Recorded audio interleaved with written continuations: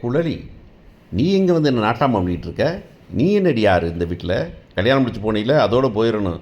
நான் இந்த வீட்டு மருமக, நீ வீட்டை விட்டு போன மக. நான் வெளியே போகணுமா? வெளியே போடி, நீ வெளியே முதல்ல. நீ வந்தியா, உங்கள் அப்பா அம்மாவை பார்த்தியா, உங்கள் அண்ணன் தம்பியை பார்த்தியா, அக்கா தங்கச்சியை பார்த்தியான்னு போயிட்டே இருக்கணும். என்னையை வந்து அதிகாரம் பண்ணுறது, என்னையை வீட்டை விட்டு ஏற்றுக்கலாம். நீ யார்? நீயே இந்த வேலையே ஆகிறதில்ல. நான் போகிறேன்னு சொல்கிறது, போகணுன்னு சொல்கிறதுக்கு இங்கே யாருக்கு உரிமை இல்லை. இது என் வீடு. நான் இந்த வீட்டோட மருமக. நான் இங்கே தான் இருப்பேன். இருப்பாட்டால் வச்சுக்கோங்க, இல்லைனா போயிட்டே இருங்க. யாரும் பேச முடிஞ்சால் பேசுங்க, பேசாட்டி போங்க, எனக்கு கவலை இல்லை.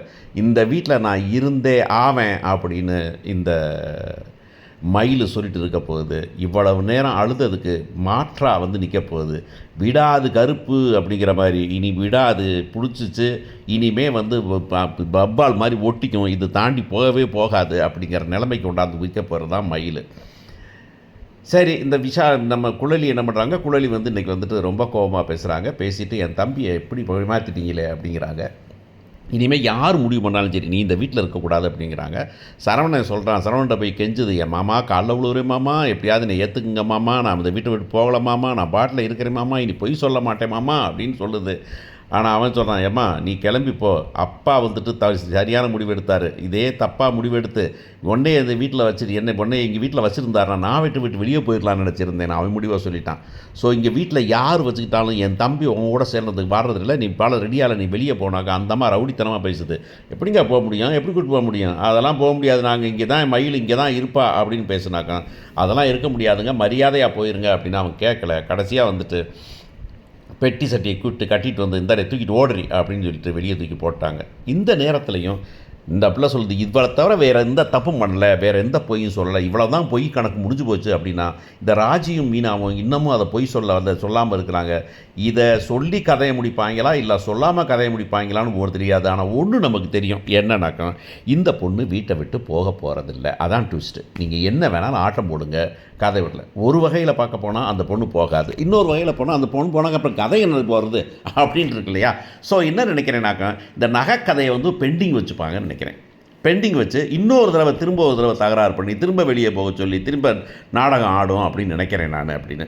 ஸோ இப்போ வெளியே கொண்டு போய் பெட்டியை போட்டாச்சு. பெட்டியை போட்டால் ஊரெல்லாம் பார்த்துக்கிட்டு இருக்காங்க. பார்த்துக்கிட்டு தூக்கிட்டு இனிமேல் இந்த இடத்துல வரக்கூடாது அப்படின்னாக்கா அந்த அம்மா சொல்லுது, ஐயோ பாருங்களேன், ஊரே பாருங்களேன், ஊரே பாருங்களேன், கல்யாணம் முடிச்சுட்டு வந்து என் பிள்ளையை வச்சுக்கிட்டு இருந்துட்டு இவ்வளோ காலம் கழித்து 4 பொய்யை சொல்லி இந்த பிள்ளையை வெளியே எடுத்துறாங்க. இவங்களுக்கு வந்துட்டு நகை பத்தலை, பணம் பத்தலை அப்படின்னு சொல்லிட்டு நல்ல பொண்ணாக பார்த்து வசதியாக கல்யாணம் முடிச்சு வைக்கலான்னு என் பிள்ளையை அத்தூட பார்க்குறாங்க அப்படின்னாக்கா உடனே இவங்கெல்லாம் வந்துட்டு இப்போ முதல்ல அந்த ஏமா என்னம்மா, ஏப்பா பாண்டியா, என்னப்பா நீ, ஏப்பா இந்த சின்ன பிள்ளைய வச்சு மகளை வச்சு விரட்டிக்கிட்டு இருக்கிற, ஏப்பா வீட்டுக்குள்ள வீட்டு பிரச்சனை 4 சவுத்துக்குள்ள இருக்கணும்ப்பா, தெருவில் வந்து பேசலாமா நீயே அப்படின்னாங்க. இங்கே பாருங்கள், இந்த சட்டமெல்லாம் பேசாதீங்க நீங்கள், இது எங்கள் பிரச்சனை, உங்கள் பிரச்சனைனா உங்கள் வீட்டுக்குள்ளே வச்சு பார்ப்பா, ஏன் வெளியே கொண்டாந்துருக்குற அப்படின்னு ஒன்று சக்திவேல் அங்கேருந்து. ஆமாம் அதானே, ஏப்பா ஓடா, உங்கள் வீட்டு பிரச்சனை உங்கள் வீட்டில் வைங்கடா, ஏன்டா எப்போ பார்த்தாலும் நிம்மதியை கெடுத்துக்கிட்டு இருக்கிறீங்க, உள்ளார போய் பேசுங்கடா நீங்கள் அப்படிங்க. இவங்க உடனே வந்துட்டுலாம் நீங்கள் கம்முன்னு இருங்கங்க அப்படின்னு சக்திவேல் ஃபேமிலி அவங்க அம்மாவெல்லாம் சொல்ல, அவர் என்னத்தை கம்முன்னு இருக்கிறது பாருங்கள், அந்த ஆட்டத்தை பாருங்கள், என்ன ஆட்டம் பாருங்கள்.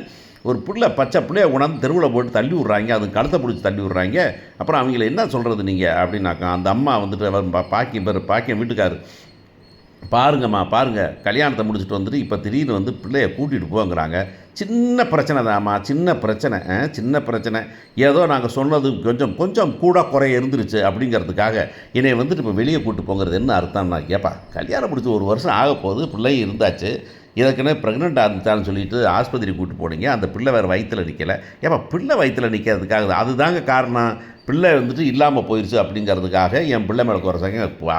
கருத்தரிக்காமையே திரிகிறாங்க நிறைய பேர், கற்பமே ஆகாமல் இருக்காங்க.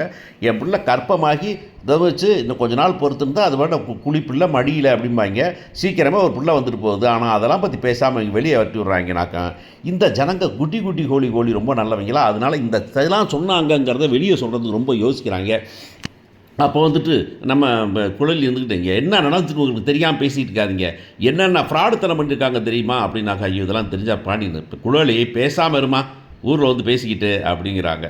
இங்கே பாருங்கள், நானும் போகுது என் பொண்ணு வாழ்க்கைன்னு அமைதியாக போகிறேன், இல்லை இதை கெடுத்து தான் பிடிவியனாக்கா உங்களை வந்துட்டு 2ல் 1 பார்க்க விட மாட்டேன், இந்த குடும்பத்தை வந்துட்டு வச்சு செய்ய போகிறேன் அப்படின்னு அந்த அம்மா சொல்லுது அப்படிங்கிறது தான் பெரிய விஷயம். தேங்க்யூ மேடம் இந்த வசனத்தை சொன்னவங்களுக்கு அப்படின்னு வந்து நான் வச்சு செய்ய போகிறேன் அப்படின்னு அந்த அம்மா சொன்னாக்கா, உடனே இவங்கெல்லாம் சொன்னாங்க, என்ன செய்வீங்க, போய் செஞ்சுக்குங்க போகலாம் அப்படின்னாக்கா. எல்லாம் நின்றுக்கிட்டு இருக்க மயில் சொல்லுது, எப்பாம்மா நீங்கள் போயிட்டே இருங்க, நான் இந்த வீட்டை விட்டு போக மாட்டேன், நீங்கள் என்ன வேணாலும் சொல்லுங்கள். நான் இப்போ விறுவிறுன்னு கடன்னு ஓடி நேரி போய் ஹாலில் நின்றுக்குது. ஹாலில் நின்னாக்க எல்லாரும் திரும்ப குடுன்னு எல்லாரும் உள்ளார ஓடியாராங்க. உள்ளார ஓடியாந்தா அந்த சொல்லுது வந்து குயிலி வந்துட்டு, ஏய் என்னடி நினச்சிட்டு இருக்க, என்ன பண்ணிகிட்டு இருக்கிற நீ, என்ன பண்ணிட்டு வாட்டில் உள்ளார வர, நீ வெளியே பொண்ணு வெட்டி விட்டா அப்படின்னொன்னே இந்த பொண்ணு அழுதுகிட்டே, அத்தை மாமா என்னை மன்னிச்சுக்கங்க நான் இங்கே இருக்கிறேன் அப்படிங்குது. உடனே குயிலி வந்துட்டு, ஏய் என்னடி என்ன இப்போல்லாம் எல்லாத்தையும் சொன்ன இதற்கு ஏற்கனவே சொன்னதை பார்த்தா திரும்ப மன்னிப்பு கேட்பியா நீ, மன்னிப்பு கேட்டால் விட்டுருவோமாங்க நம்ம, அதான் முடிஞ்சு போச்சுன்னு சொல்கிறோம்லடி அப்படின்னாக்கா. சரவணன்ட்ட, மாமா நீங்களாச்சும் சொல்லுங்கள் மாமா அப்படின்னாக்கா. இல்லை அதெல்லாம் முடியாது அப்படின்னோடனே அந்த பொண்ணு காலில் விழுந்துருக்குது. இந்த பொண்ணு குயிலி வந்துக்கிட்டு, ஏய் எந்திரிச்சு கிளம்புடி அப்படின்னு பட்டார்னு எந்திரிச்சு இந்த திடீர்னு பூதம் கிளம்பும்ல அந்த மாதிரி பூதம் மாதிரி கிளம்பி ஏய் அப்படின்னு கையை தூக்கி நீட்டுருது. என்ன குழலி அண்ணின்னு மரியாதை கொடுத்தா ரொம்ப ஆட்டம் போடுற நீ, யார் நீ அப்படின்னா, ஏய் இன்னடி யார் நீ கல்யாணம் முடிச்சுட்டு போயிட்டீல, உனக்கு பிள்ளை வந்துருச்சுல, உன் புருஷன் மாமனார் மாமியார் இருக்காங்கல்ல, அங்கே தான் இருந்து வந்த, அங்கேயே போ, இது என் வீடு, இங்கேயே இருக்க போகிறதில்ல, நீ அங்கே போயிடுவீல, அதே மாதிரி தான் நானும் அங்கே போய் இருக்க மாட்டேன், நான் இங்கே தான் இருப்பேன். நான் உன் வீடு எது உங்கள் புருஷன் வீடோ அதே மாதிரி என் புருஷன் வீடு தான் என் வீடு, நான் அந்த வீட்டில் மருமக நான் இங்கே தான் இருப்பேன். நான் யாரும் என்னை போக சொல்கிறது ரைட்டு கிடையாது. அப்படி போக சொல்லணும்னா கோர்ட்லேயே கேஸ் போடுங்க, கேஸ் போட்டு பார்த்துக்கலாம், அப்புறம் வந்துட்டோம். அது வரைக்கும் நான் இந்த வீட்டு மருமக தான், இங்கே மாற்றவே முடியாது. நீங்கள் வேணால் அந்த வீட்டு போக வேணான்னு சொல்லலாம், நான் இந்த வீட்டை விட்டு போகிறதில்ல. மாமா நீங்கள் எங்கே வரதாலும் போய் இருந்துக்கங்க மாமா, நான் இங்கே இருந்தால் நீங்கள் இருக்க மாட்டேன்னு சொல்லி எங்கே வேணாலும் போய் இருந்துங்க மாமா, தனி வீடு பார்த்து கொடுங்க மாமா, இல்லை தனி வீடு பாருங்கள் நானும் வரேன் மாமா, ஆனால் இந்த வீட்டுக்கு நான் இப்போதைக்கு நான் வெளியே வர்றதில்ல மாமா அப்படின்னாக்கா. எல்லோரும் வாயடிச்சு போகிறாங்க.